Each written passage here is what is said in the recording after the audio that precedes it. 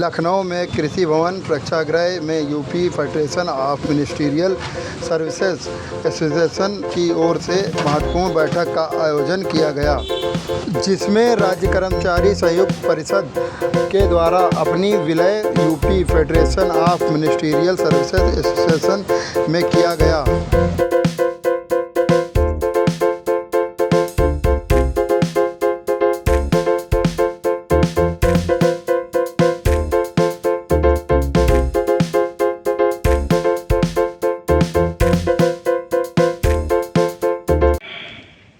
अखिल भारतीय सरकारी राज्य कर्मचारी महासंघ का निर्माण भी फेडरेशन ने किया।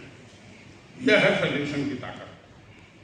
फेडरेशन अपने विचारों की तरफ हमने आपको बताया 1940 में बना थे। हमारे कई साथी कह रहे थे कि आगे की संख्या नहीं होगी संख्या।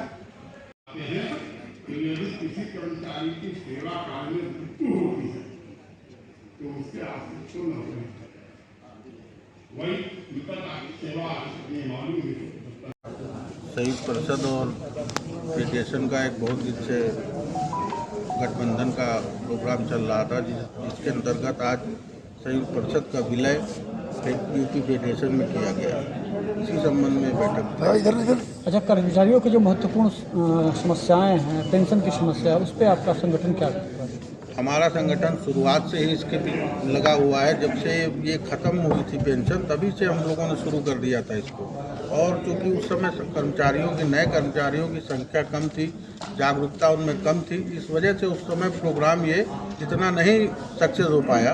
लेकिन उसको लेकर हम निरंतर चल रहे हैं और हमारा ये प्रोग्राम नेशनल स्तर पर चल रहा है, जो हमारे राष्ट्रीय अखिल भारतीय राज्य कर्मचारी महासंघ द्वारा ये पेंशन का प्रोग्राम चलाया जा रहा है। अच्छा, अभी क्या क्या मुख्य ऐसी समस्या है जिसको लेकर आप त्वरित इस पर काम करने जा रहे हैं?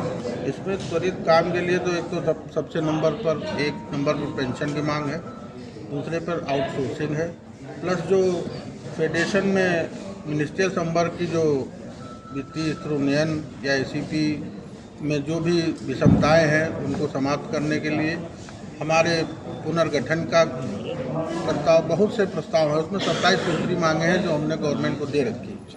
आज इस बैठक में कौन कौन से महत्वपूर्ण लोग उपस्थित रहे? आज हमारे साथ साथ हमारा संरक्षक मंडल पूरा उपस्थित रहा और स्थानीय निकाय उपस्थित रहा, सिंचाई विभाग उपस्थित रहा, सेवा योजन उपस्थित रहा। आज सभी लगभग सभी कार्यालय विभाग उपस्थित रहे। आज की ये महत्वपूर्ण बैठक थी। हमारा उत्तर Pradesh federation of ministerial services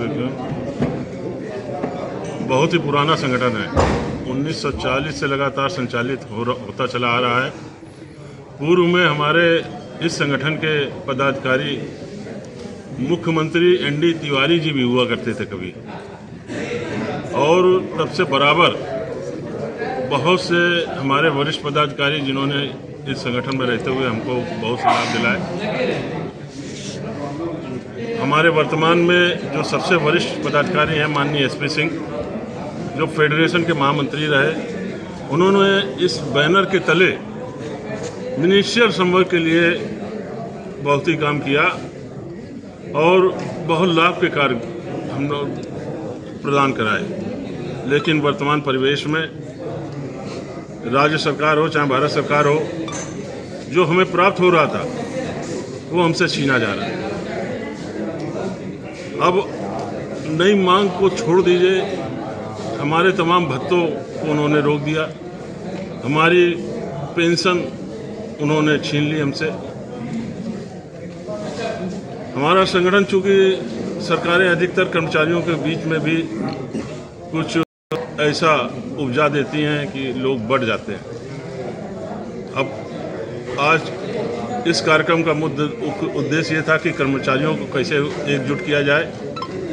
इसी में संयुक्त परिषद जो कि विनोद कनौजिया जी के नेतृत्व में काम कर रहा था, उनकी अभिलाषा थी कि ऐसा एकजुट करके हम लोग ऐसा कोई कार्यक्रम दे सरकार को, तो उन्होंने अपने आप को हमारे फेडरेशन में विलय कर दिया।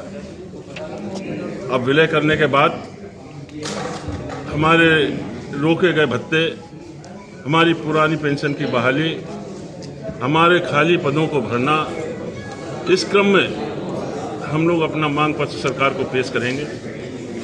अगर सरकार हमारे जायज़ मांगों को मान लेती है तो ठीक है, अन्यथा हम लोग संघर्ष के रास्ते पर जाकर सरकार को अपनी बात मनवाने के लिए अपना एक बिगुल फूकेंगे। आप किन मुद्दों को लेकर सरकार से लड़ाई जारी रखेंगे?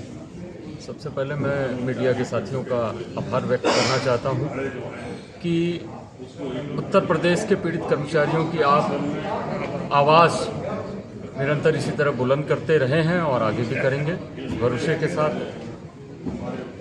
साथियों, उत्तर प्रदेश के राज्य कर्मचारी संघ परिषद का प्रांतीय महामंत्री विनोद कनौजिया, मुझे ये बताते हुए आज बहुत ही हर्ष हो रहा है कि Uttar Pradesh federation of ministerial services association के आदरणीय अध्यक्ष भाई दिवाकर सिंह जी, हमारे महामंत्री भाई पुनीत त्रिपाठी जी और हमारे वरिष्ठ गण जी के सम्मानित गणों के मार्गदर्शन में हम लोग निरंतर यह प्रयास कर रहे थे। हमारा यह प्रयास था कि उत्तर प्रदेश की जो लड़ाई है कर्मचारी हितों की, उसको एक मंच पे लाया जाए।